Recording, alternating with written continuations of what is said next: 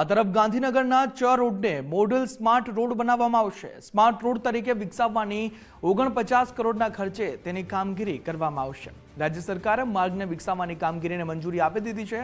ગાંધીનગર ઉત્તરના ધારાસભ્ય રીટાબેન પટેલે માંગ કરી હતી. હવે રાજ્ય સરકારની મંજૂરી મળી ગઈ છે. આ માર્ગને વિકસાવવાની મંજૂરી રાજ્ય સરકાર દ્વારા આપી દેવામાં આવી છે. એક સ્માર્ટ મોડલ રોડ બનવાનો છે ગાંધીનગરના ચ રોડમાં.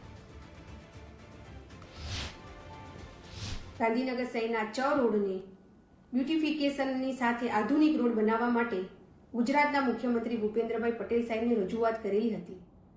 ગાંધીનગરના સાંસદ અને કેન્દ્રીય ગૃહમંત્રી અમિતભાઈ શાહ સાહેબ અને ગુજરાતના મુખ્યમંત્રી ભૂપેન્દ્રભાઈ પટેલ સાહેબ ગાંધીનગરના સર્વાંગી વિકાસ માટે હંમેશા કટિબદ્ધ રહ્યા છે. ત્યારે આ ચ રોડને આધુનિક રીતે વિકસાવવા માટે મંજૂરી આપેલ છે.